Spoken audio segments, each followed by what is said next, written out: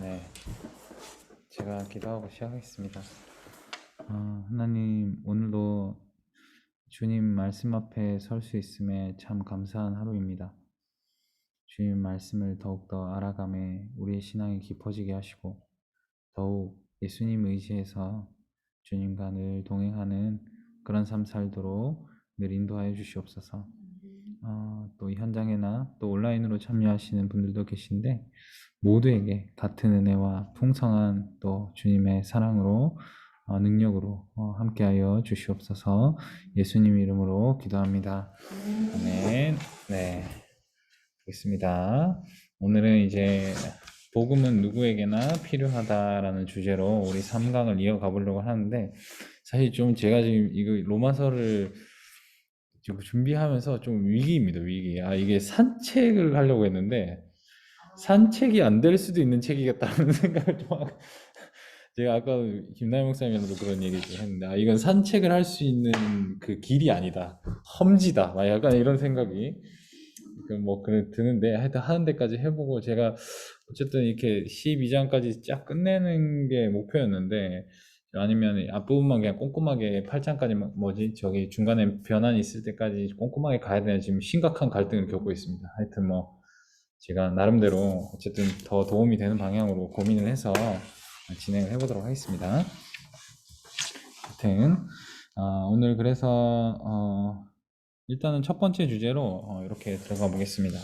이교도도 복음이 필요하다. 뭐 이교도 하니까 조금 먼 얘기처럼 들리는데 우리가 로마서의 이제 배경을 잘 알고 있기 때문에 조금 더 말씀을 드리면 그러니까 헬라인들 기독교인들 중에서 그죠? 이렇게 좀 무언가 율법적인 것 지키지 않아도 된다라는 자유한 사람들, 또 방종한 사람들, 이런 사람들에 대해서 바울이 지적하는 부분이죠. 그런데 이것은 또 오늘날로 말하면은 그냥 아무런 율법 없이 살아가는 세상 사람들도 이 안에 포함이 될 수 있겠고, 이해가 되시죠? 그냥 너무 방종하며 살아가는, 이 세상에는 아무런 규칙도 뭐 하나님도 없다라고 생각하는 그런 모든 이들에게 해당하는 얘기겠습니다. 그러니까 이 이교도가 단지 이교도일 뿐만 아니라 그러니까 세상에 하나님을 모르고 그죠? 살아가는 그런 모든 범위까지도 해당하는 그런 내용입니다. 그들에게 당연히 이제 복음이 필요하다는 것이죠. 그것을 바울이 1장부터 이제 1장 18절부터 전개를 해나갑니다.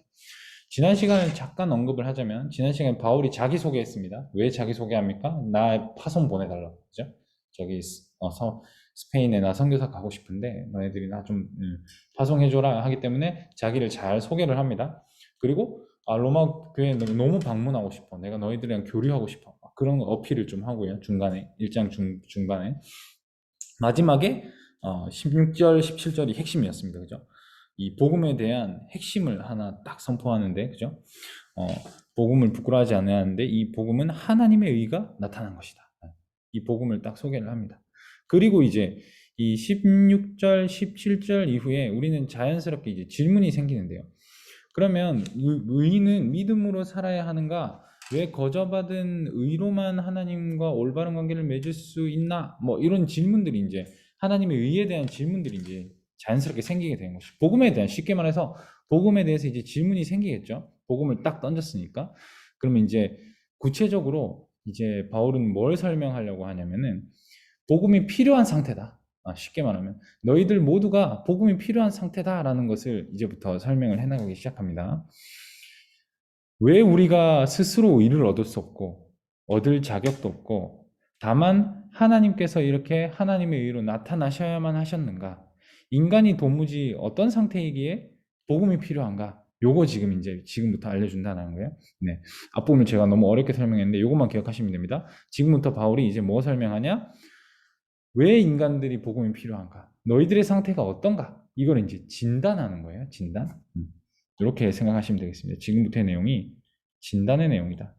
좀 더 쉽게 표현하면 한번 넘어가 보겠습니다. 자, 그래서 18절부터 32절에 이렇게 쭉 나오게 되는데요. 18절을 읽어보면 하나님의 진노가 불의로 진리를 막는 사람들의 모든 경건하지 않음과 불의에 대하여 하늘로부터 나타나나니 무슨 말입니까? 지금 하나님의 진노가 나타난다 이렇게 표현을 하고 있죠. 여러분 앞부분에 16절, 17절에 복음이 나왔습니다. 하나님의 의가 우리를 의롭게 한다. 의는 믿음으로 말미암아 산다 했는데 그 복음이 왜 필요한가? 하나님의 진노 때문이라는 거예요. 진노 때문에. 단순히 복음이라는 것이 우리 행복하게 살라고, 우리 뭐 기쁘라고 이렇게 그런 필요로 주어진 것도 있지만 더 시급한 이유가 있다라면은 무슨 이유 때문이냐면 하나님의 진노 아래에 모든 인간들이 있기 때문에 이 복음이 필요하다. 네, 그리고 이렇게 진단을 해주는 겁니다. 지금 바울이. 바울이 복음에 대해서 확신을 갖고 또 기쁨을 갖고 열정을 갖는 것도 바로 이 하나님의 진노라는 것을 제대로 이해했기 때문입니다. 우리가 복음이라는 것을 더 감격하고 그 복음에 전율하고 감동을 하려면은 기본적인 이해가 필요한데 그게 뭐냐면 우리에게 하나님의 진노가 있다라는, 네. 우리는 그 하나님의 진노에서 벗어날 수 없다라는 그러한 자기 인식이 있을 때라야만 복음이 은혜로 다가오는 거죠. 아무리 이 복음이 좋은 내용이어도 이 하나님의 진노를 제대로 이해하지 못한다면은 복음을 제대로 이해할 수가 없다라는 것입니다. 하나님의 진노가 나타난다. 이 18절 앞에 이 그래서가 왜 나오냐면 18절 앞에 이렇게 그래서라고 시작을 합니다. 그래서 이런 접속사가 있거든요. 그 하나님의 진노 때문에 분명히 너희들이 이 복음이 필요하다라는 것을 지금 진단을 하고 있는 겁니다. 다음 장으로 넘어가면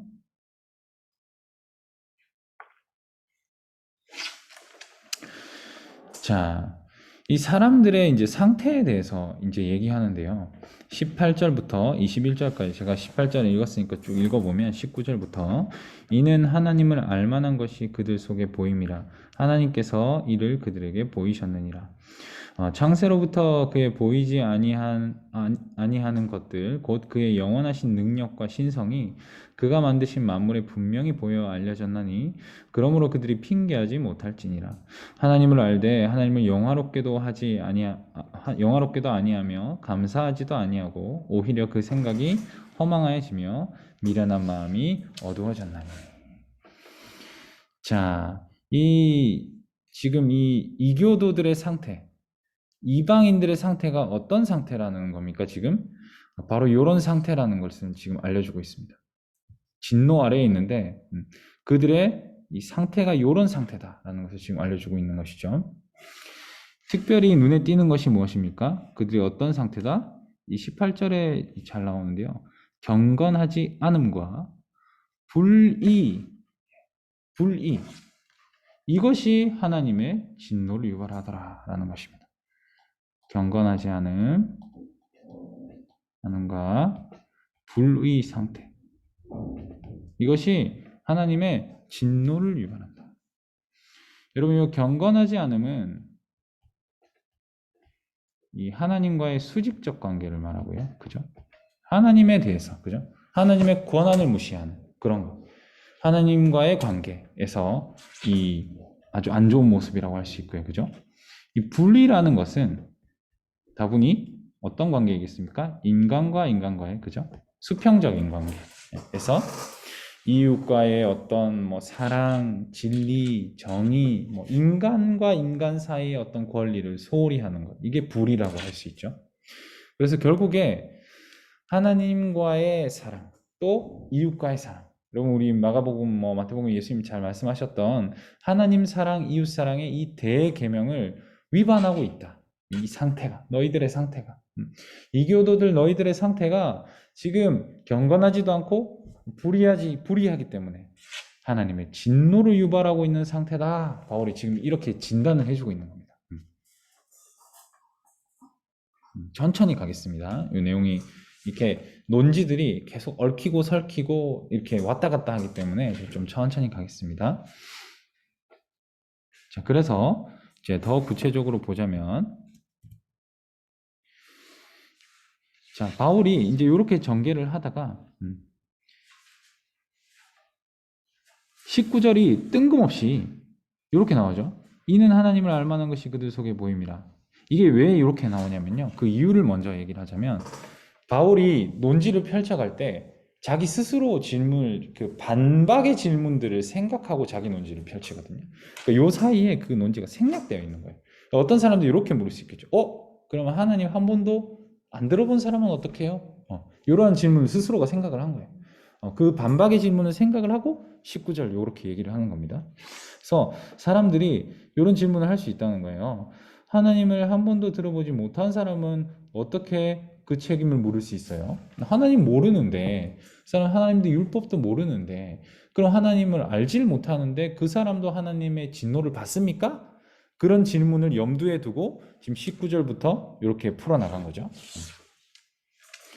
답은 정해져 있습니다. 이 답은 심플하게 말하면요. 다 알고 있다는 거예요.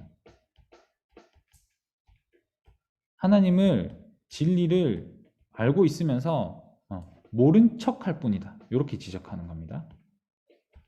지금 이 19절부터 21절의 내용이 알고 있으면서 걔네들이 모른 척하는 거야. 너희들 알고 있으면서 모른 척하는 거야. 이렇게 지적하는 거예요. 여러분 19절부터 21절 읽어보면 하나님을 뭐 안다라는 게 다 나와요. 그렇죠? 이는 하나님을 알만한 것이 그들 속에 보입니다. 하나님께서 그들에게 보이셨느냐. 창세로부터 보이셨다. 그죠? 또 창세로부터 그들에게 분명히 보이셨다라고 말씀하고요. 이 피조물들, 특별히 여러분 피조물들을 보면 하나님께서 만드신 이 만물, 그죠? 이 피조물들을 보면은 하나님께서 영원하신 능력과 신성이 있다라는 그런 존재라는 것을 우리가 알 수 있다는 거죠. 그냥 우리 쉽게 말해서 우리가 주변 이렇게 자연 환경들, 천체가 운행이 되고 아침이 되면 늘 해가 뜨죠. 밤이 되면 늘 해가 지고 달이 뜨죠. 그런 것이 어김없이 여태까지 나타났습니다. 그리고 계절에 따라서 현상이 있죠. 봄이 되면 꽃이 피고 또 뭐 가을이 되면 낙엽이 지고 그런 모든 계절 현상, 피조물들, 자연 현상 그리고 우리 인간에만 집중을 해도 인간의 DNA를 열심히 분석하던 과학자가 다시 하나님을 믿게 되는 그런 일이 있었습니다. 하나님 처음에 어릴 때 믿었는데 과학을 열심히 연구하다가 하나님이 없다라고 했어요. 근데 그 과학자가 인간의 DNA를 열심히 연구한 끝에 이건 진짜 신의 영역이다. 너무 치밀하고 너무나 복잡하고 이거는 누군가 창조하지 않고는 구성할 수 없는 것이다 라고 판단을 하고 하나님께 돌아온 일이 있었어요. 결론적으로 이러한 만물 어떤 이 하나님께서 지으신 이 세계를 보면은 사람들이 하나님을 알 수가 있다라는 거예요. 그것을 인정하지 않을 뿐인 것이지. 그죠? 스스로 뭐라고 변명하든지 우리는 전적으로 우리는 창조자가 계심을 알고 있다. 이해하고 있다. 충분히 우리가 유추할 수 있습니다. 그러나 우리는 쉽게 이 진실을 외면하더라. 자, 이 진리를 외면한 자들은 결국에는 어떻게 살아갑니까? 하나님을 영화롭게 하지도 않고요. 그죠? 감사하지도 않고요. 네. 그 생각이 허망하고요. 네. 그렇죠. 이런 상태인 거죠. 계시라는 것이 여기 뭐 조직신학적인 내용을 살짝만 짚어드리면 여러분 계시라고 하면 하나님께서 그죠? 자기 자신을 드러내시는 겁니다. 알려주시는 거죠. 내가 요런 자다 알려주시는 건데 크게 너무 많이 들어서 아실 건데 일반 계시가 있고요. 그리고 특별 계시가 있습니다.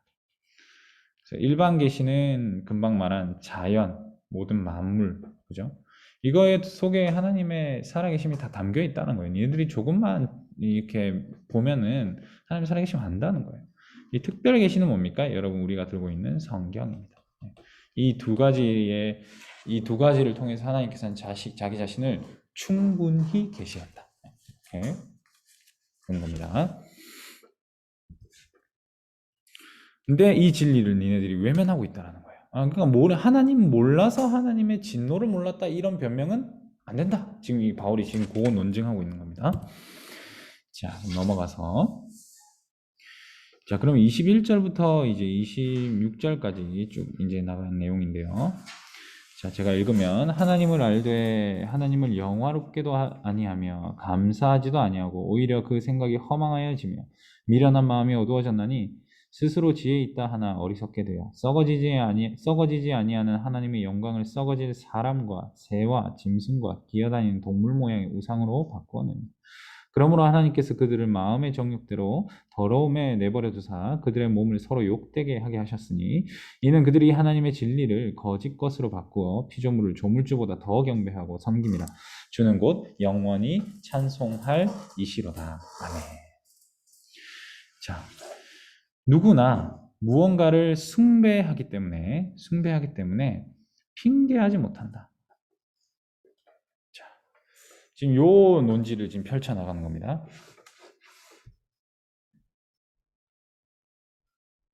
21절에 따르면 하나님을 다 알고는 있는데요. 그죠?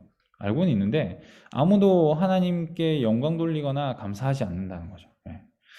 근데 이 시점에서 우리가 한 가지 이제 전환이 필요한데, 그럼 하나님께서 단지 영광 돌리지 않고 감사의 표현을 잊어버렸기 때문에 화를 내시는가? 아, 그건 아니다. 바울은 더 깊은 면을 지적하는데 뭐냐면, 우리가, 이건 한번 적어 주시겠습니까? 우리가 모두 표절자이기 때문에 하나님의 진노를 받는다라고 지금 이 내용을 통해서 지적하는 겁니다. 무슨 내용이냐 더 쉽게 설명하면, 하나님 만드신 것을 자신의 것으로 취해버리는 거죠. 자신의 것인 양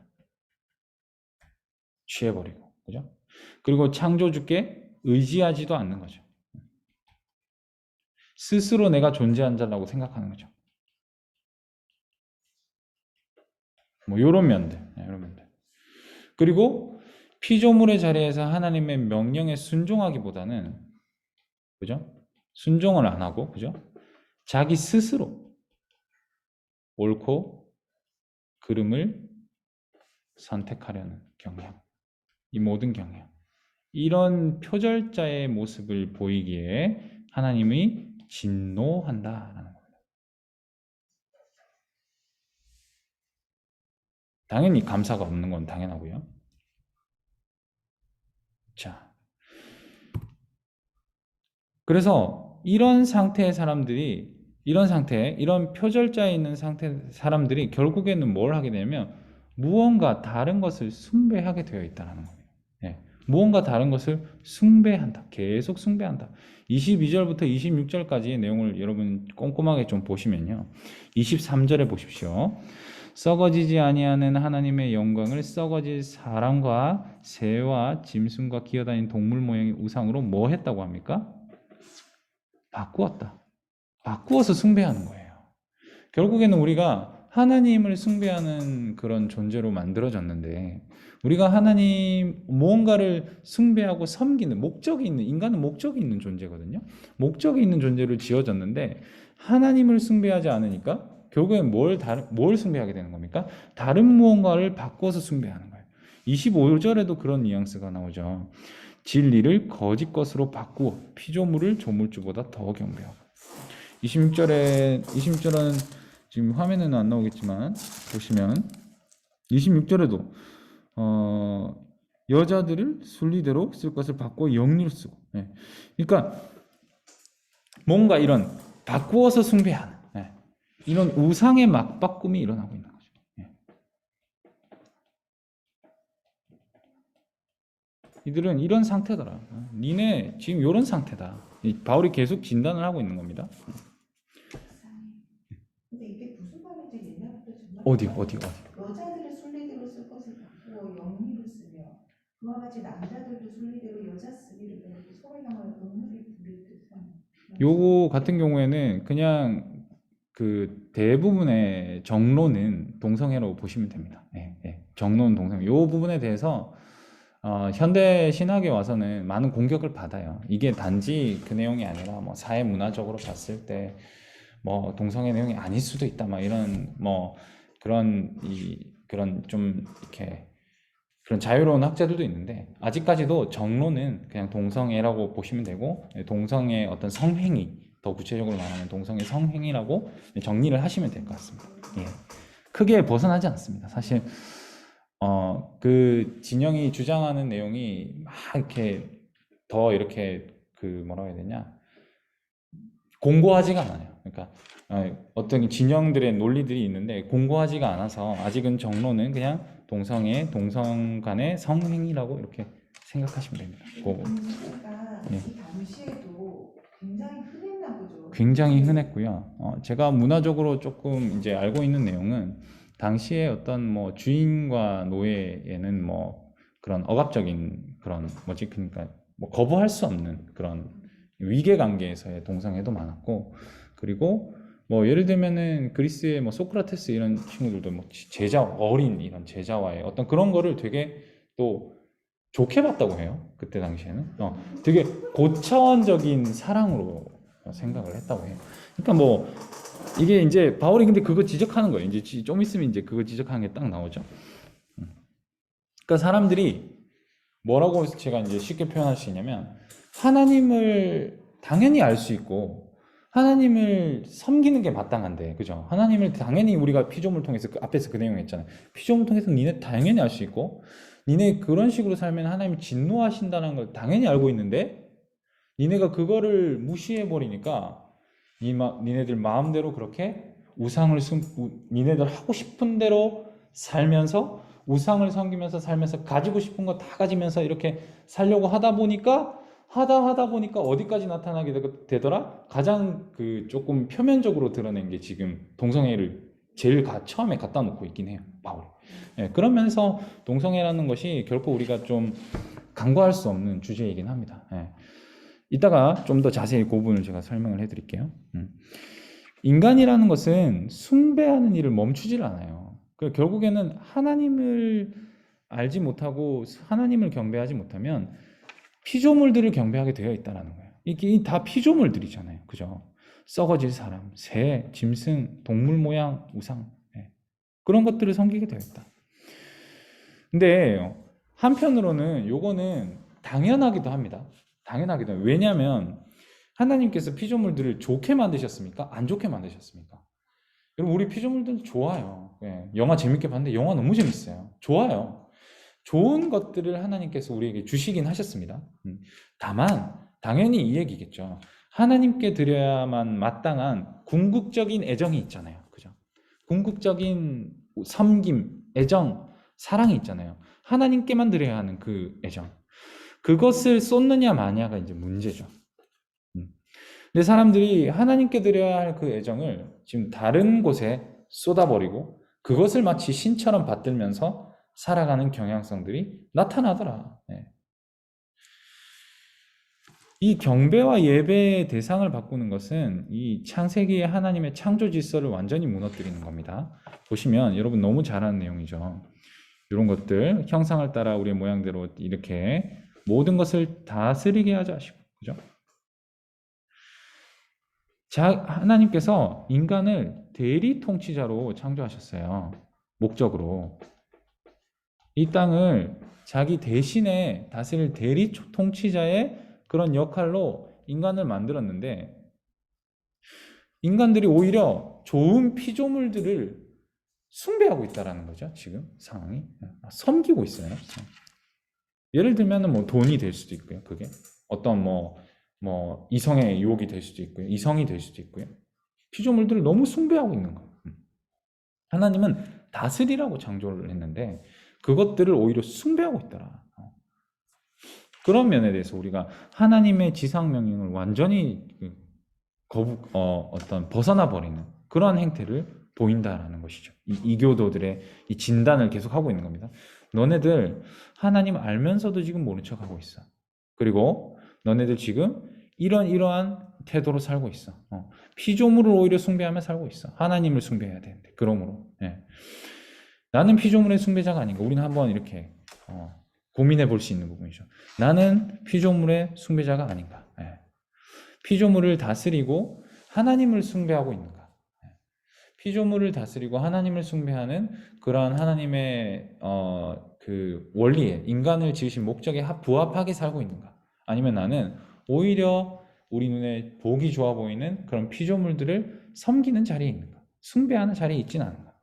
그것이 뭐 자녀이든 그것이 뭐 돈이든 모든 면이죠. 지위가 되든 한번 고민해 볼 수 있는 그런 부분이라 할 수 있겠습니다.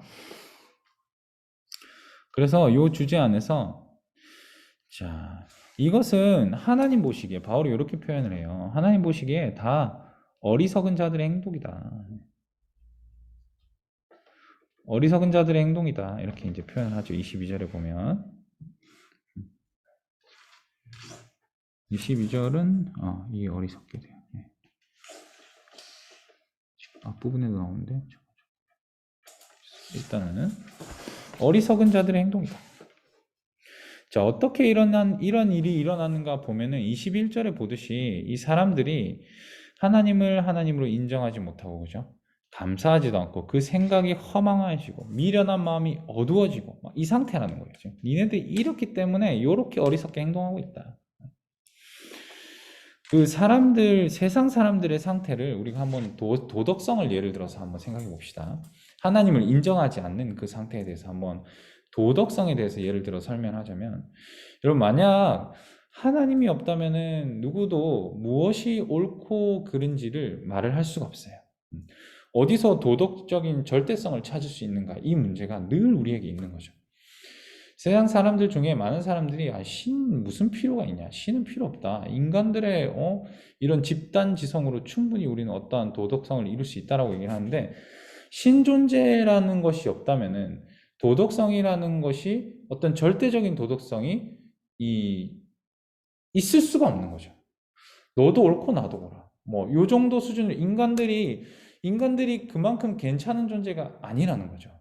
조금만 생각해보면, 우리 주변을 조금만 생각해보면 그 재미있는 변증의 내용이 있었는데, 예전에 이제 요런 공격을 한 거예요. 기독교 변증가에게 누가 아니 신이 왜 필요하냐? 우리 인간들 스스로도 이렇게 인류를 지금 이렇게 해오고 있고 도덕적으로도 꽤나 우리가 점점 발전을 하고 있는데 뭐 신이 뭐가 중요하냐 이랬는데, 그렇다면 당신의 그 현관문을 왜 잠그고 사십니까? 이렇게 물어봤어요. 할 말이 없는 거죠. 사실 우리가 세상 사람들이 아주 이것을 외면하고 있는 거죠. 사실은 인간들 스스로 어떤 절대적인 도덕성을 가지고 이렇게 사회를 좋게 만들어갈 실력이 없어요.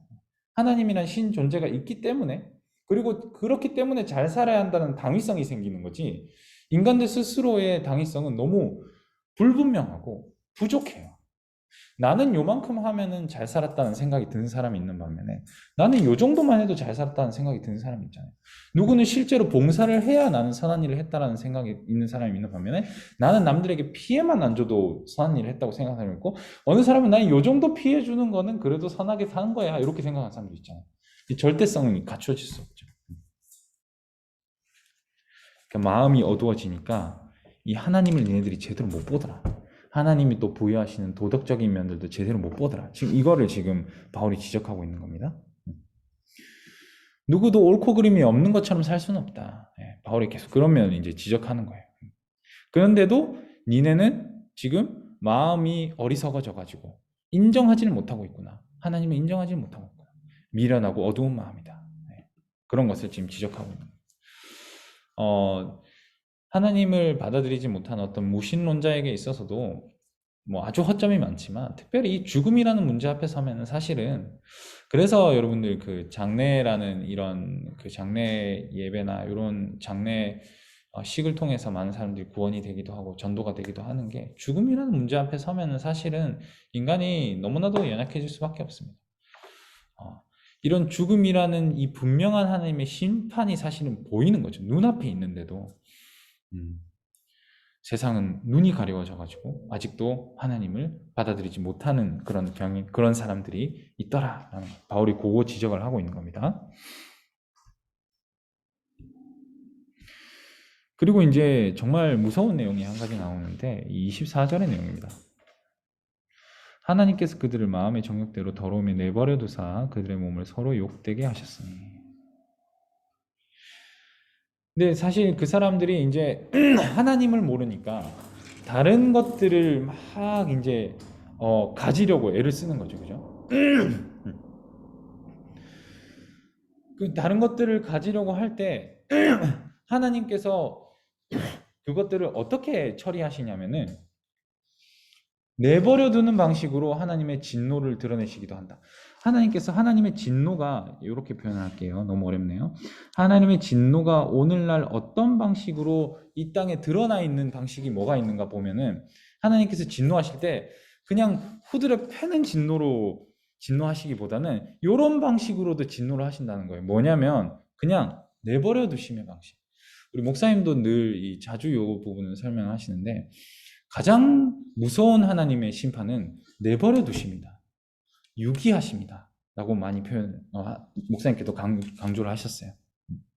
그런 불경건하게 사는 것, 불의하게 사는 것대로 내버려 두시는 것. 내버려 두시는 것. 이게 정말 무서운 거죠. 이렇게 내버려 두게 되면 우리는 끊임없이 이 욕구의 지배를 받습니다. 뭘 가지고 싶고, 이루고 싶고, 하나님이 없으니까, 내버려 둬버리니까. 과도하게 어떤 피조물들을 섬기면서 숭배하며 살게 되죠. 근데 더 큰 문제가 있는데 하나님께서 그것들을 또 내버려 두시고 그것들을 손에 넣게 되는 경우가 더 큰 문제예요. 우리가 추구하는 정욕대로 우리가 이루어졌을 때 이게 더 큰 문제죠. 내버려 뒀는데 그대로 이루어졌다. 예를 들어서요. 어떤 직업이나 경력을 숭배하는 사람이 있을 수 있어요. 나는 이걸 이룰 거야.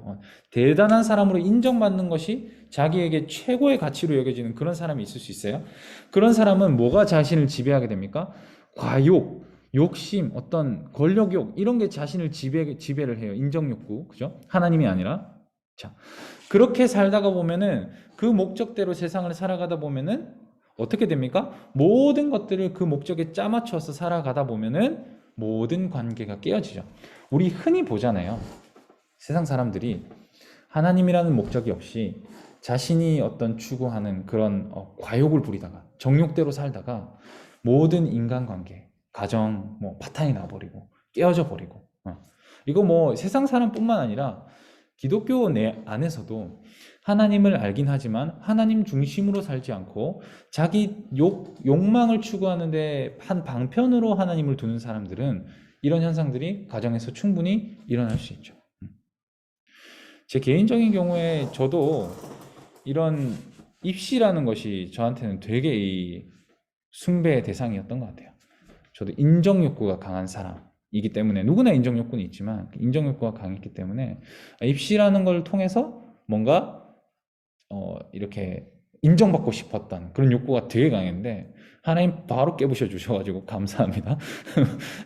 그때 이제 입시의 경우가 그랬습니다. 예를 들어 돈을 만약에 정욕으로 돈을 가지고 있는 사람은 또 로또 당첨이 되는 것 그것 자체가 더 큰 어떤 하나님의 진노라고 볼 수 있죠. 우리는 보이는 현상들에 이렇게 휘둘리기 쉬운데 사실은 그렇게 유기하여 내버려 두심으로 이루어지는 경우들이 상당수가 있더라. 우리는 그것을 바로 유의해야 되는 겁니다. 어쩌면 하나님께서 인간에게 주시는 최악의 형벌은 아까도 말했지만 이 우상 숭배적인 욕망들을 그대로 이루도록 내버려 두시는 게 최악이에요. 우리는 생각을 한번 해볼 수 있어요. 이 지점에서 우리의 기도의 내용대로 모든 것이 다 이루어진다면 우리의 기도한 내용대로 모든 것이 다 이루어진다면 특별히 그것이 세상 사람들이 추구하는 물질이나 권력이나 이런 욕망들의 제목들이 모두 이루어진다면 그것이 과연 복이 될까? 이 지점에서 우리가 고민해 볼 수 있는 것이죠. 아마도 그 그리스도 안에 있는 우리 제대로 된 성도님들이라면 아닐 수 있겠다라는 것을 분명히 생각할 수 있을 겁니다. 아닐 수 있겠다. 아니다라고 이렇게 단정 지을 수도 있겠죠.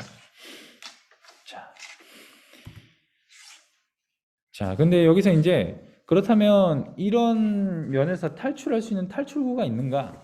잠깐 이 25절에서 소개를 해요.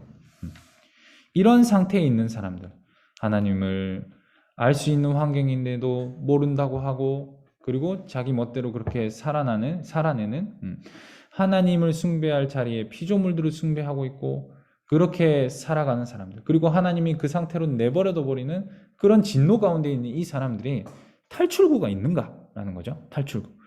3장에서 더 자세히 나오긴 하는데 25절에 한 가지 단서를 줍니다. 경배하고 섬김이라. 주는 곳 여기 나오죠? 여기까지가 아니고 요 부분입니다, 여러분. 여기 힌트가 나옵니다. 제대로 하나님을 경배하는 것, 그죠? 하나님을 찬송하는 것, 찬양하는 것. 이것이 탈출구라는 거예요.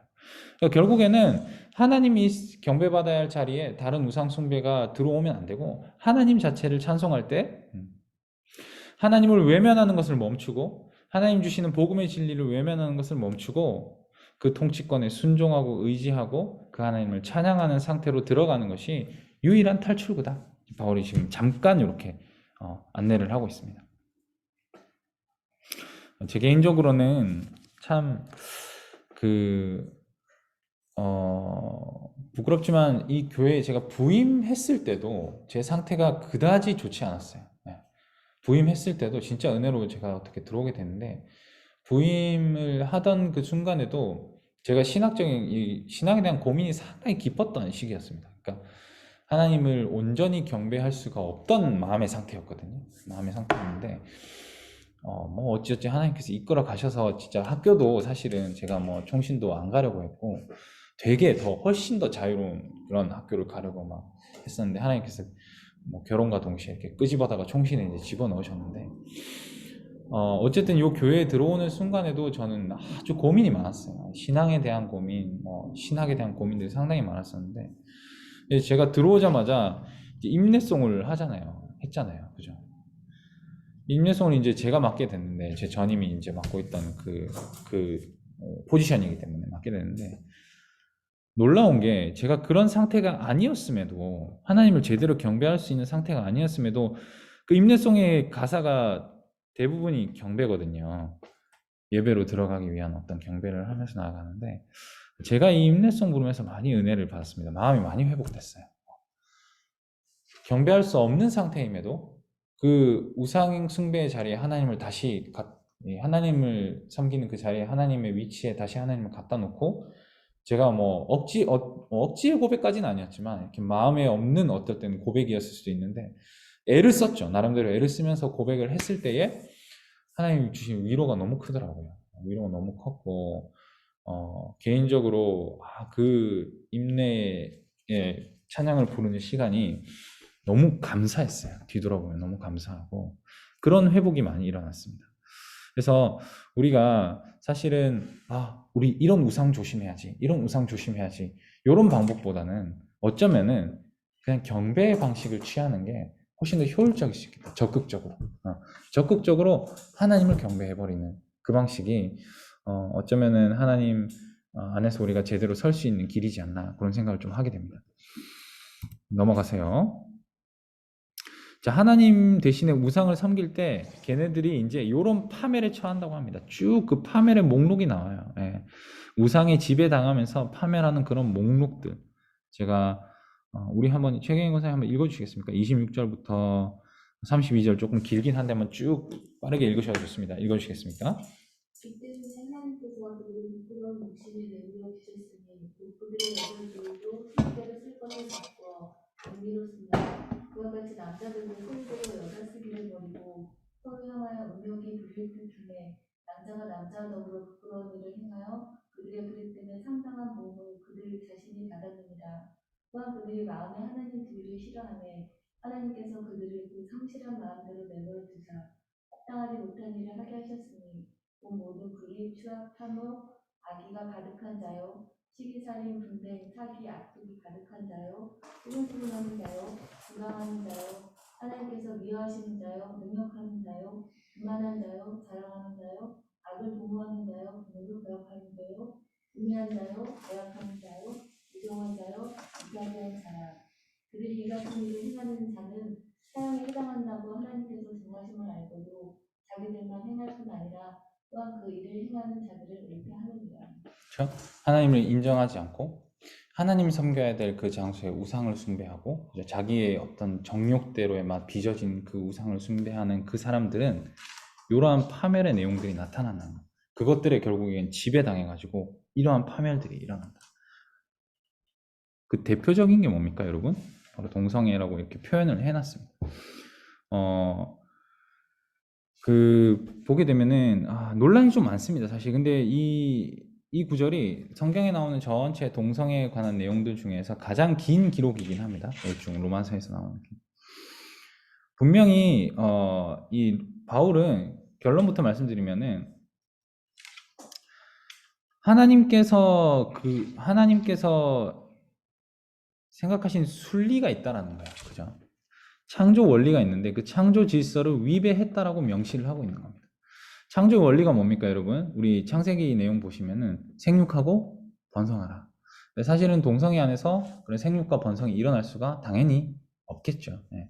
생육하고 번성하는 의도한 질서를 위배한, 하나님의 의도한 질서를 위배하는 그런 행동이다. 예. 인간이 자신을 과도한 욕망 가운데 내버려 둘 때에 나타나는 결과 중에 좀 가장 표면적으로 우리가 잘 볼 수 있는 것이다. 뭐 이렇게 지금 표현하는 거라고 보면 됩니다. 근데 여러분, 이제 그렇다고 해서 좀 조심해야 될 건 뭐냐면, 바울은요 요것을 단순히 그냥 동성애는 진짜 최고의 죄다 이렇게 얘기하고 이렇게 얘기하는 건 아니라는 거예요. 예를 들어서 바울은 혼외 관계에서 일어나는 모든 성관계, 이것도 다 죄라고 합니다. 혼외 관계에서 일어나는 그런 것도 모두 똑같은 죄라는 거예요. 보세요. 그러니까 음욕 전체가 다 죄라는 거예요. 단순히 이 동성애만이 아니라 모든 결혼 관계를 제외한 다른 모든 방식으로 일어나는 성관계 모든 걸 다 포함할 수 있겠죠. 그런 것들이 다 당연히 죄고 진노의 결과다. 그리고 우리가 가장 나쁜 죄는 아니다라고, 죄는 사실 여러분, 그러니까 우리가 느끼기에 살인이라는 죄가 커 보이고 우리가 생각하기에 누군가를 미워하는 죄가 작아 보이고 우리 인간의 기준이잖아요. 근데 하나님의 절대적인 기준 아래서는 차등이 없습니다. 별로 차등이 없어요. 도토리 키재기라는 거예요. 그러니까 우리가 어떤 사람을, 그래서 성경에 여러분 너무 잘 아시죠? 성경에 형제를 미워하는 게 살인하는 것과 같다라고 하잖아요. 그래서 사실은 이 동성애라는 부분도 우리가 대부분 이제 그 부분에서 자유한 죄이기 때문에 그렇게 접근하는 경향이 강해요. 이 죄는 진짜 심각한 죄다 이렇게 접근하는 경향이 강한데, 사실은 동성애건 뭐건 우리가 죄라는 것은 다 잘못됐고, 예를 들어서 이런 구절이 있습니다. 불의한 자가 하나님의 나라를 유업으로 받지 못할 줄 알지 못하느냐. 미혹을 받지 말라. 음행하는 자나 우상 숭배하는 자나 간음하는 자나 탐색하는 자나 남색하는 자나 도적이나 탐욕 부리는 자나 술 취하는 자나 모욕하는 자나 속에 빼앗는 자나, 이 다 동등한 나열입니다.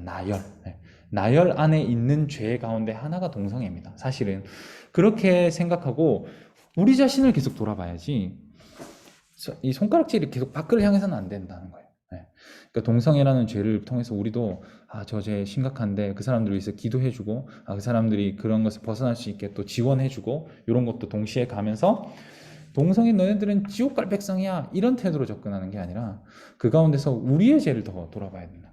사실은 동성애에 관련된 구절보다 거짓말에 관련된 구절이 성경에 훨씬 더 많습니다. 근데 우리는 사실 거짓말에 대해서는 그렇게 심각하게 생각 안 하죠. 내가 거짓말 할 수도 있지 이렇게 넘어가는 경향이 있는데, 똑같은 죄다. 그러니까 똑같은 죄다. 그러니까 하나님 앞에서는 다 모두 죄다라는 거예요. 우리가 생각하기엔 좀 경중이 있어 보일 수는 있어요. 사실 사람은 그렇게 느끼는 게 있으니까 경중이 있긴 하지만, 하나님 안에서는, 하나님의 기준으로 봤을 때는 전부 죄다. 그냥 벗어날 수 없는 거예요. 그러니까 지금 바울이 계속 진단을 하는 내용의 핵심이 뭐냐면, 얘네들 이렇게 죄인이다. 이렇게 하나님의 진노를 받을 자들이다.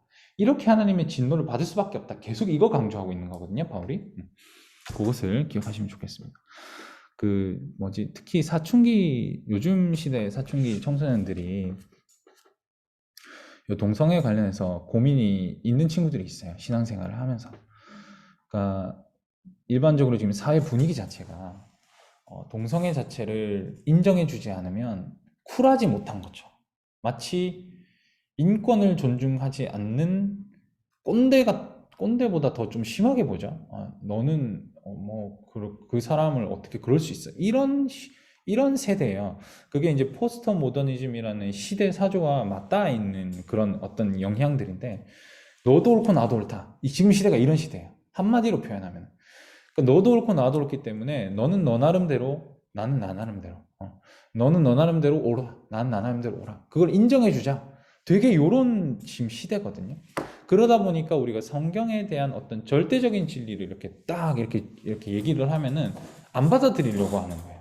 기본적으로 마음 자세가 그런 상태에서 조금 물론 이제 그런 과한 면이 있는 그런 행사들이 있죠. 우리 저기 거의 그쪽도 마찬가지고 퀴어라는 행사가 있고, 우리도 거기서 맞대응해서 너무 과한 행사들을 가끔 하기도 합니다. 폭력도 일어나고. 그런 면들을 이 청소년들은, 그러니까 이런 깊이 있는 이해가 없는 청소년들은 멀리서 이렇게 지켜보면은 오히려 이쪽이 이렇게 너무 심한 거 아닌가? 잘못된 생각에 이렇게 세상 사주에 너무 길들여져 있으면 그런 고민을 하는 친구들이 꽤 있더라고요. 그런 친구들한테 제가 이제 꼭 얘기해주는 얘기가, 동성애뿐만 아니라 모든 것이 죄다. 그리고 동성애라는 게 반드시 하나님 앞에서 하나님이 싫어하시는 죄임에는 분명하다. 그리고 그게 돌이켜야 되는 죄임이 분명하고, 설령 하나님이 이성애가 죄라고 했어도 우리는 그 말씀에 따라서 이성애를 안 해야 된다. 저는 그렇게까지도 얘기를 하거든요. 하나님 말씀 기준 안에서, 설령 우리가, 바울은 이렇게도 얘기하잖아요. 자기가 형제 사랑을 위해서는 뭐든지 다 희생할 수 있다라고 얘기하는데, 우리가 하나님 사랑하는 마음에 뭐든지 다 희생할 수 있는데, 그것이 설령 사람에게 기본권이라고 해당하는 사랑이라고 할지라도, 만약에 하나님 말씀에 그렇게 나타나 있다면은 우리는 그렇게 따라야 할 사람들인데, 기독교인이라는 게 동성애라는 건 너무 분명하게 하나님께서 싫어하시는 죄라고 명시되어 있기 때문에 우리는 그 죄에 유의해야 한다. 다만 그 동성애자 사람들을 우리가 존중하는 것도 마땅하고, 그 사람들을 사랑하는 마음으로 잘 이렇게 케어하는 것도 중요하다. 그 사람들은 나보다 하등하고 더 큰 죄인이야, 이러한 태도는 가지면 안 된다. 그런 태도가 오히려 더 이렇게 부작용들을 많이 낳게 됩니다. 그래서 아마 그런 질문들을 하는 친구들이 있으면 이런 설명들을 해주시면 좋고, 아니면 저한테 보내시면 됩니다. 분명히 그 깊이 고민하는 친구들이 요즘에 꽤 있어요. 설명을 해주니까 조금 이해를 하더라고요, 확실히. 그 되게 요즘에 쿨하지 못하면은 욕먹는 시대라, 참 시대가 좀 그렇습니다. 근데 그렇다고 해서 죄를 죄가 아니다라고 얘기하는 거는 또 우리한테 맞지 않거든요. 참 조심스럽지만. 그래서 죄의 목록이 쭉 나옵니다. 조금 이제 시간이 좀 많이 지나서 빨리 좀 빼보겠습니다. 여기 다 나타납니다. 불의가 나타나고, 추악, 탐욕, 악의, 시기, 살인, 분쟁, 사기, 악독, 수군, 비방, 하나님 미워하시는 자고, 얘들은 이제 능욕도 하고, 교만하고, 자기 자랑하고, 악을 도모하고, 부모를 거역하고, 이런 이 부작용들의 목록들, 죄의 목록들이 쫙 나타나는 겁니다. 자, 우리는 이 불의의 목록에서 자유할 수 없다는 거예요. 너희들 이 불의의 목록에서 누가 자유하냐? 지금 바울이, 너희 자유할 수 없다. 하나님 진노를 받을 수밖에 없는 자들이다. 그 32절에 진짜 이제 충격적인 얘기를 하는데, 그들이 이 같은 일을 행하는 자는 사형에 해당한다고 하나님께서 정하심을 알면서도 자기들만 행할 뿐 아니라 막 권한대요. 이런 걸 막 권한대요. 그러니까 하나님이 있어야 할 숭배의 자리에 우상을 두고, 그것들을 섬기면서 정욕하면서 달려가는 그 모든 행위들 가운데 발생하는 이런 문제들이 심각한 걸 알면서도 자기도 하고 남한테도 권하, 이렇게 하더라고요. 우리를 조금 깊이 돌아볼 필요는 있습니다. 그런 우상 숭배에서 우리가 자유하지 않기 때문이에요. 순간순간 우리 자녀가 우상이 되어 있고, 우리 자녀의 입시가 우상이 되어 있고, 우리 남편의 승진이 우상이 되어 있고, 그런 것을 이루기 위해서 막 이렇게 너무 달려가다 보면은 우리는 어느 순간 그 자리에 빠져 있는 거죠. 그렇기 때문에 혹시 오늘 우리 가운데 이러한 부추김이 없는가? 자녀들에게도 너무 공부에 대해서, 공부가 마치 신인 것 마냥, 대학의 입시가 신인 것 마냥 이렇게 부추기는 경향이 없는가? 우리 자신을 한번 잘 이렇게 돌아볼 필요가 있다는 겁니다. 하나님을 숭배할 자리에 하나님을 두는 것, 이게 중요한 겁니다. 넘어가세요. 이러한 이제 내용에 대해서 우리는 세 가지의 올바른 반응이 필요하다. 이건 간단하게 정리를 하자면,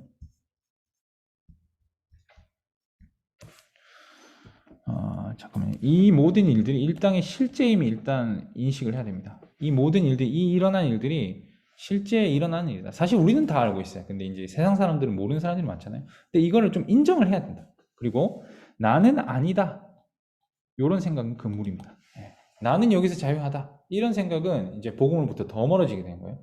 지금 요 내용을 바울이 지금까지 쭉 얘기했을 때 유대인들은 바울 그래 너 좋은 말 한다. 저 이방인들 막 그렇게 살라고 그래. 지금 막 웃고 있을 거거든요.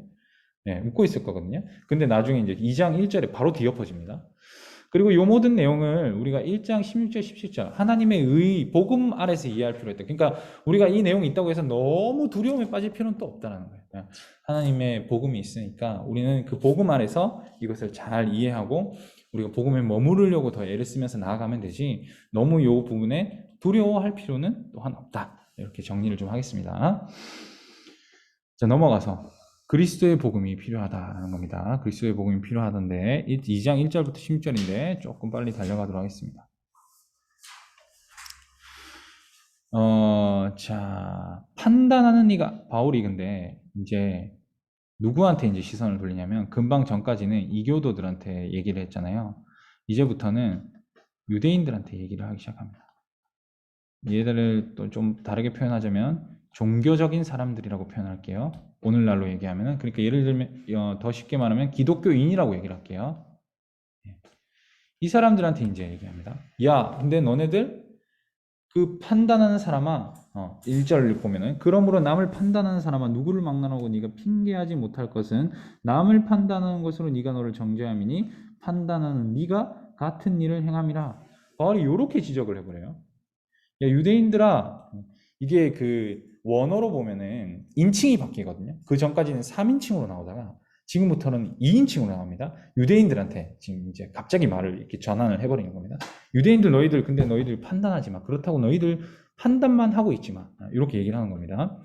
근데 어떻게 같은 일을 행한다고까지 바울이 표현을 할까요? 마음의 문제이기 때문에 그렇죠. 마음가짐에 기반해서 나타나는 이 불의의 일들, 앞서서 봤던 그 불의의 내용들이 마음에서 일어난 내용들이기 때문에, 마음가짐에 기반했기 때문에. 예를 들면 그런 거죠. 아까도 말씀드렸지. 이 땅에서 아무한테도 화내지 않고 살아간 사람은 없어요.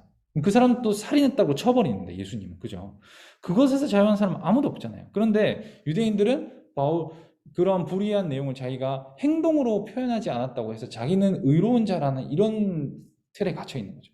그래서 판단을 하는 거예요. 끊임없이. 너희들 이렇게 살면 안 돼. 이렇게 살면 안 돼. 너희들 이러면 잘못했어. 나는 나. 이런 판단. 이 판단. 이 판단을 하는 이가 같은 일을 이미 행하고 있다. 마음으로는. 바울이 지금 그거 지적하고 있는 겁니다. 나는 너희와 달라. 바로 이 태도. 이 교만의 태도를 바울이 강력하게 지적하는 것이죠. 이것은 하나님의 진노를 일으키기에 충분하다. 그러니까 지금 바울은 결국에는 이교도인들, 하나님을 없다라고 생각하고 또 어떤 하나님이 지키라고 한 것에 대해서 방종하고 살아가고 하나님 숭배 안 하는 자들, 또 하나님을 숭배하지만 하나님을 알지만 그들을 이렇게 손가락질하고 판단하고 있는 자들 똑같이 하나님 진노 아래 있다. 니네들 그 판단대로 판단받을 거야. 이렇게 지금 얘기하는 거예요. 요게 어쩌면 오늘 우리한테 더 가까운 내용이죠. 우리는 하나님 모르진 않으니까요. 그죠? 교만한 판단을 그치라는 거예요. 오늘 우리에게 교만한 판단의 모습들은 없는가? 세상 사람들을 볼 때에. 제가 어릴 때 참 이 오류에 많이 빠져 있었던 것 같아요. 그래서 마치 나는 술도 안 하니까, 담배도 안 하니까. 이런 게 자기 의가 되어 있는 거죠. 의가 되어 있는 거죠. 아마 청소년들 중에 그런 의에 빠져 있는 친구들 많을 것 같아요. 저도 그랬었고. 그 의에 빠져 있으면은 자신의 상태를 제대로 들여다볼 수 없어요. 자신은 복음이 마치 필요하지 않다는 듯이 살아가게 되거든요. 그런 것을 조심해야 된다는 거예요. 자, 이러한 상태에 대해서 아주 재미있는 표현이 있어요. 보이지 않는 녹음기를 달고 다닌다. 우리는. 이게 프란시스 셰퍼라는 사람이 얘기한 건데 우리가 참 쉽게 다른 사람들을 판단하는데요. 우리가 판단한 그 판단대로 나중에 우리가 하나님 앞에서 판단을 받게 된다는 거예요. 이해되시죠? 그래서 우리는 보이지 않는 녹음기를 달고 다니는데 우리가 판단했던 내용 그대로 나중에 이제 하나님 앞에서 그 판단의 내용들이 이렇게 틀어졌을 때 너는 과연 그 판단에서 자유할 수 있겠니? 지금 그 말 하는 거예요. 1절, 2절 다시 읽어드리면 그러므로 남을 판단하는 자들아 유대인들아 누구를 망난하고 네가 핑계하지 못할 것은 남을 판단하는 것으로 네가 정죄함이니 판단하는 네가 같은 일을 행함이라. 이런 일을 행하는 자에게 하나님의 심판이 진리대로 되는 줄 우리가 아노라. 이 말입니다. 네가 판단했던 대로 너도 판단받을 거야.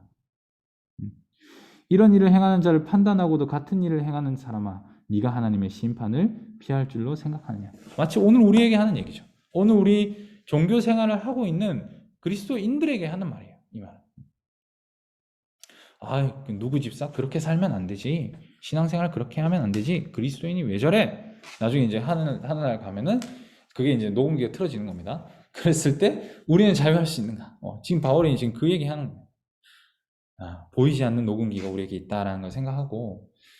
근데 오해하시면 안 되는 게 우리가 그렇다고 해서 모든 판단을 포기하라는 내용은 아닙니다. 옳고 그름에 대한 모든 판단을 포기하라는 내용이 아니라 문제는 뭐냐면 교만한 판단이에요.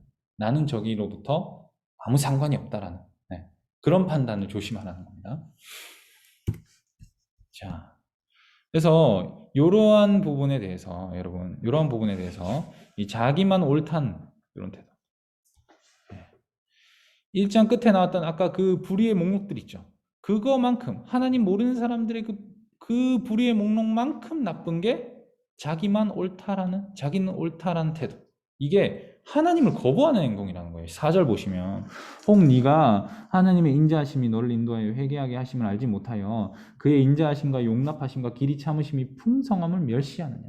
하나님의 인자하심과 용서하심과 길이 참으심과 풍성하심을 멸시하는 태도라는 거예요. 그렇게 다른 사람들에게 삿대질하면서 나는 그 사람들과 달라 교만하게 판단하는 태도, 나는 옳다라는 태도 자체가 하나님의 하나님의 풍성함을 멸시하는, 하나님을 거부하는 행동과 똑같다. 이렇게 지금 강력하게 바울이 얘기하고 있는 겁니다. 유대인 너희들 조심해. 너희들 그렇게 하면 안 돼. 이렇게 얘기하는 겁니다. 자기가 옳다라고 여긴 사람은 하나님 필요가 없죠. 근데 우리가 끊임없이 이 싸움에 계속 있습니다. 우리가 어느 순간 조금 경건 생활을 좀 열심히 하다 보면은 나는 잘하고 있어. 이럴 때 빠진 때가 참 많죠. 늘 우리는 절대적으로 예수님 의존해야 되는 사람인데 이런 오류에 참 빠지기 쉽습니다. 이런 오류에 빠지게 되면 회개를 잘 안 해요. 큰 문제죠. 회개를 잘 안 해요. 그렇죠? 하나님을 멸시하게 되는 경우다. 우리 잘 알죠. 누가복음에 이 마다들의 이야기 아닙니까? 탕자가 돌아왔을 때 마다들이 뭐라고 합니까? 쟤한테는 그 아버지의 재산을 다 탕진하고 돌아왔는데 저렇게 잘해주고 나는 그렇게 소 한 번 잡아준 적이 있습니까? 막 따지는 거잖아요. 큰아들이 교만이죠. 그리고 아버지를 오해하고 누리지 못하는 이 태도, 판단하고만 있는 태도, 그죠? 아버지의 선함인데 그 사람들을 그 둘째 아들을 자비를 베풀고 다시 받아준 건 아버지의 선한 모습인데 자신의 기준으로 막 판단해가지고 넌 틀렸어. 둘째 아들 넌 틀렸는데 벌받아 마땅해. 혼자 판단하면서 아버지의 풍성함을 전혀 누리지 못하고 있는 아들의 모습. 바리새인들은 여러분, 바리새인 이 누가복음에 나오는 유명한 기도죠. 나는 이 세리와도 같지 아니함을 감사하나이다. 이러한 태도가 너무 조심해야 될 태도라는 거예요. 우리는. 우리가 조심해야 될 태도. 여러분 이 18장의 이 내용에서 마지막 결론은 어떻게 납니까? 세리가 의롭다고 나와요. 충격적인 내용입니다. 사실 이건 유대인들에게 있어서. 유대인들이 얼마나 지금 심각한 상태였냐면 유대인들이 아침에 일어나면 이렇게 세 가지로 감사를 한다고 합니다. 1번이 여자로 태어나지 않은 거. 여자가 그 유대인에게서 여자 아직 아무런 그런 게 없었으니까. 그리고 두 번째가 또 같은 내용 아닌가 싶은데 이런 헛짓거리 감사를 하고 있다고 합니다. 그리고 이방인으로 태어나지 않은 거. 이게 세 번째라고 합니다. 참 심각하죠. 노답이죠, 노답. 바울이 열변을 토하는 거예요. 이런 상태에 있으니까 유대인들이.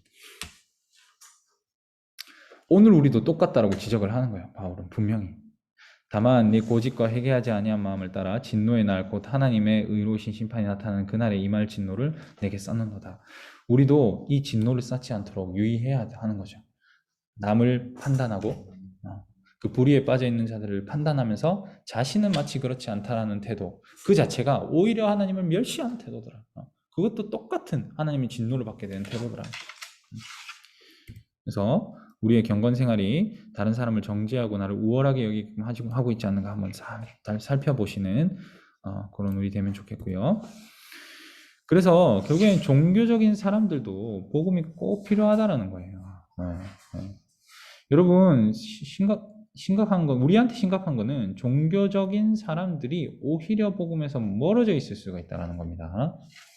복음의 핵심이 뭡니까, 여러분? 1장 16절 17절에서 하나님의 의가 나타나서 하나님의 의로 누구나 의롭다함을 받게 된다는 건데, 결국에는 예수님 외에는 다른 무언가를 의지하면 복음을 거부하는 것과 같다는 건데, 그것이 심지어 하나님의 율법을 지키는 거라고 할지라도, 종교적인 행위, 경건생활, 도덕적인 행위라고 할지라도 예수님 외에 다른 무언가를 의지해서 구원을 이루려는 태도 자체가, 이거 자체가 복음을 거부하는 것과 같은데, 우리 종교적인 사람들이 거기에 빠져 있을 확률이 되게 높다는 거예요.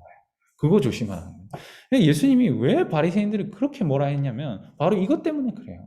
바리새인들이 열심히 잘 살았습니다. 오늘 우리보다 훨씬 더 경건하게 뭐라고 표현해야 되죠? 선하게 살려고 애를 썼던 사람들입니다. 근데 욕을 먹었죠. 바로 이것 때문에 그렇습니다.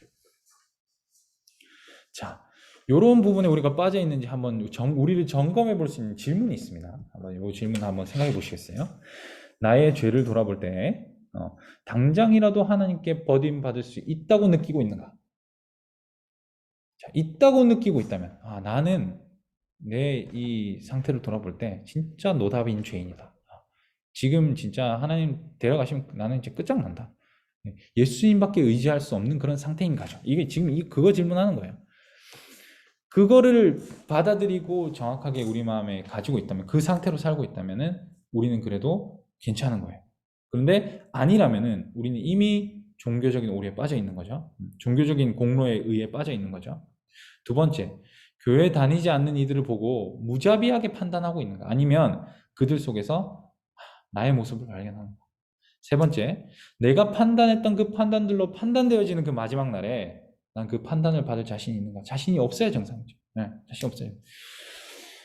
결국에는 저는 그런 표현을 좋아합니다. 우리가 바울이 죄인 중에 괴수라고 했잖아요. 바울이 괴수면 우리는 도대체 뭡니까? 맨날 그런 생각을 하거든요.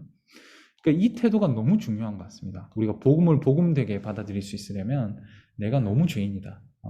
내가 정말 국가대표 죄인이다. 그런 표현을 많이 하시는데 제 존경하는 목사님이 세계대표 죄인이다. 이런 태도를 가질 때에야만이 우리가 제대로 복음을 받아들일 수 있는 상태가 되고 하나님의 진노를 면할 수 있다. 근데 2장 6절에 갑자기 뜬금없이 이런 내용이 나옵니다, 여러분. 하나님께서 각 사람의 그 행함대로 보응하시되. 갑자기 행함대로 보응받는다면, 그러니까 예수님 의로 구원받는 게 아니라 그럼 행함으로 구원받나요? 이런 질문이 생길 수 있죠. 근데 이거는 시편 62편을 인용을 해서 그렇습니다. 시편 62편에 보면은 이 마지막 구절에 주의 인자하심 주께 속에 주께서 각 사람의 행한 대로 가십니다. 이 내용이 나오죠. 근데 이 60편을 쭉 읽어보면요, 결국에는 뭐 얘기하냐면 오직 하나님에게서만 구원을 찾는 무리들, 요 무리들은 그 행위, 하나님에게서만 구원을 찾는 그 행위대로 구원받는다. 그러니까 이것도 어떤 우리의 뭐 공로를 쌓아서 이런 행위가 아니라 하나님만 의지하는 태도, 그 행위를 말하는 겁니다. 그렇게 이해하시면 됩니다. 그러면 이 구절이 오해가 생기지 않습니다. 정리가 되실 겁니다. 다음에 혹시 모르시면 한번 여기를 돌려보시면 되겠습니다. 영상 올라가니까. 자, 그리고 행위라는 것은 필요하다. 어떤 의미에서 필요하냐? 저번에도 한번 제가 말씀드렸던 것 같은데, 행위는 필요한데요, 근거가 아니라 증거로 필요하다. 그죠? 구원에 있어서 근거는 아니에요. 예수 그리스도밖에 없어요. 그러나 증거로는 필요하다. 무슨 말입니까? 열매로는 나타나야 한다는 거예요. 구원받은 믿음이 있음을 보여주는 증거이기 때문이다. 행위가 중요한 이유. 이렇게 정리를 할 수 있겠습니다. 행위는 열매입니다. 이것만 기억해도 크게 오류가 없으실 것 같아요. 믿음과 행위에 대해서는. 자, 잠깐만요. 자, 하나님과 올바른 관계에 있는지 우리는 어떻게 이렇게 우리를 한번 점검해 볼 수 있느냐? 올바른 관계에 있다는 신호가 7절입니다. 참고 선을 행하고, 그죠? 우리의 삶에 참고 선을 행하는 것이 있는가? 영광과 존귀가 썩지 아니함을 구하는 자에게 영광과 존귀가 썩지 아니함을 구하는 그런 모습이 있는가? 우리 안에 그런 모습이 있다면 우리는 하나님과 올바른 관계에 있는 자들이다. 반면 하나님과 올바른 관계가 아님을 알려주는 신호가 8절에 잘 나옵니다. 뭐 나옵니까, 여러분? 당짓고 끼리끼리 막 당지어가지고 싸우고 진리를 따르지 아니하고 불의를 따르고 요런 자들. 이 9절 10절은 요것만 추가되어 있습니다. 요것만 추가되어 있고 앞의 내용이랑 거의 똑같습니다. 요게 들어가고 요게 요거 이렇게 연결이 됩니다.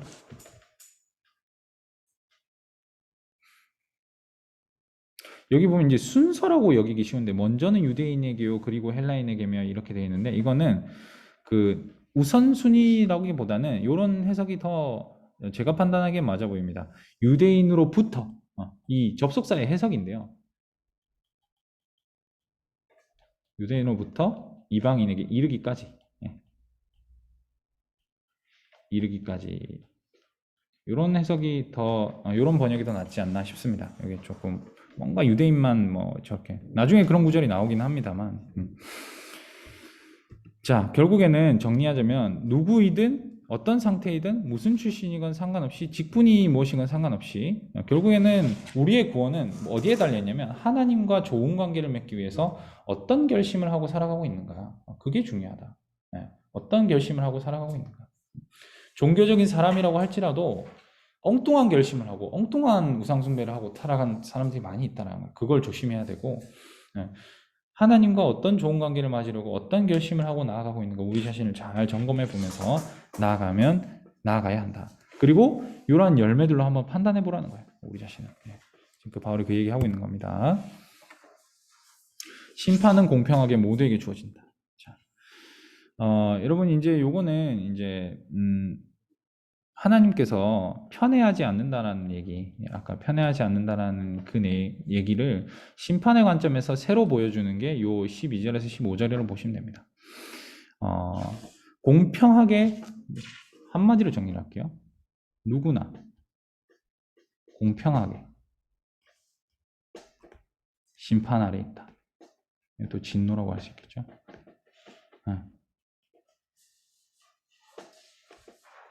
공평하게 누구나 하나님의 진노 아래 있다. 그래서 두 부류에 대해서 경고를 합니다. 모두 경고를 하는 거죠. 하나의 부류는 뭐냐면 하나님의 명령을 알면서도 지키지 않는 사람들. 율법이 있고 범죄한 자.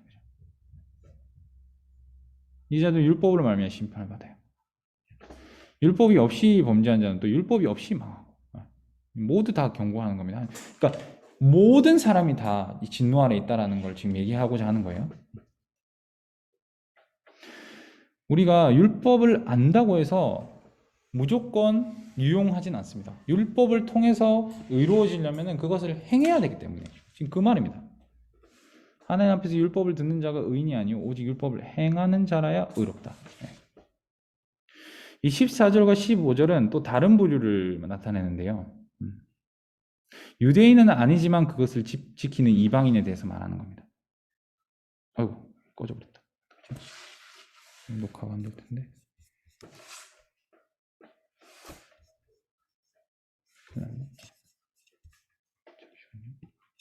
막바지 와서 꺼져버렸어. 이제 거의 다 왔거든요. 네.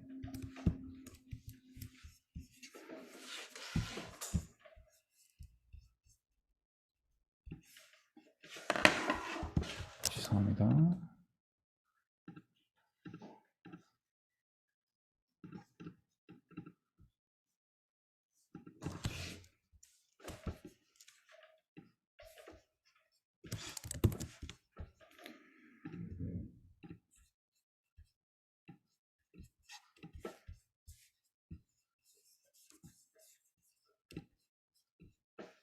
이렇게 안 되지.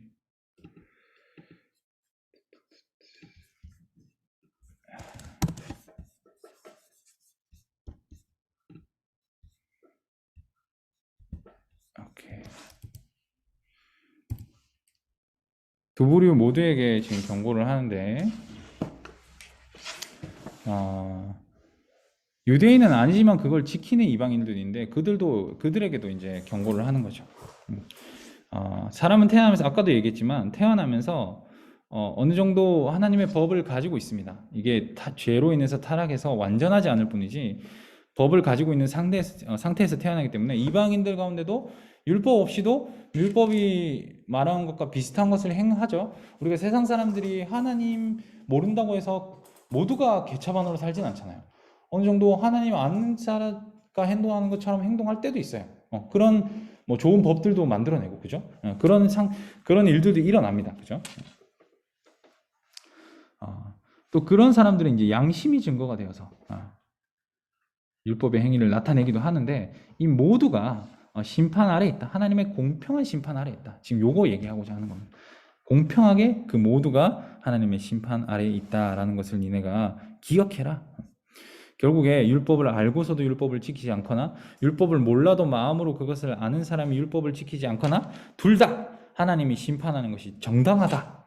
바울은 하나님의 심판이 결론적으로 정당하다, 요거 이제 얘기하고자 이때까지 끌고 온 겁니다.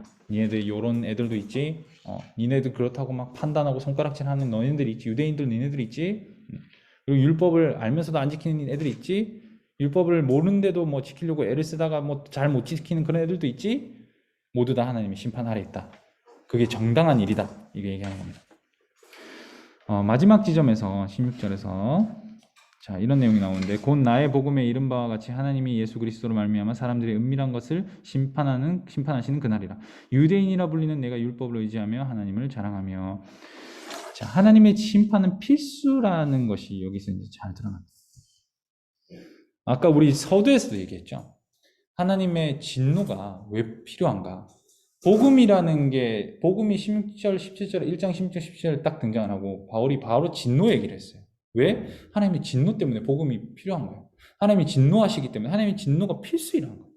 하나님이 진노하시기에 죄와는 절대 함께 하실 수 없는 분이시기 때문에 우리에겐 복음이 꼭 필요한 거예요.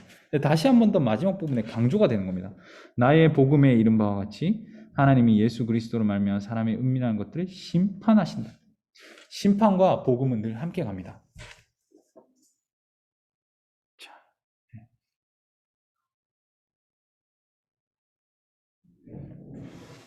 참 이게 무서운 말이에요. 사람들의 은밀한 것을 심판하신 날이 있다. 하나님은 우리를 속속들이 다 아신다는 거예요. 사실 겉으로 보기에 뭐 다 이렇게 멀쩡한 척하고 살지만 속속들이 그 안에 밑바닥의 우상을 숨기지는 못해요. 그날에는 우리 모두가. 근데 반대로 하나님의 베푸신 의를 겸손하게 받은 사람들은 구원을 받았다라는 선포가 성경에 잘 나타나죠. 누가 있습니까? 세리들이 그랬고요. 병자들이 그랬고요. 고아와 과부와 가난한 자들이 그랬습니다. 하나님만 의지할 수 있는 상태에 있던 자들은 의롭다고 하나님 여김 받았고, 한편 강도도 역시 예수님을 의지하며 한마디 예수님을 의지했을 뿐인데 그의 모든 인생의 그 값이 어떻든 상관없이 예수님께서 천국에 함께 있다라고 선언을 해주셨죠. 결국에는 우리의 은밀한 부분을 우리가 늘 잘 돌아보면서 하나님의 의를 절대적으로 의지하는 자들이 구원을 받을 수 있다. 이거를 기억하면 되겠습니다. 우리 한 정님이 다시 시간이 좀 많이 지났으므로 알아서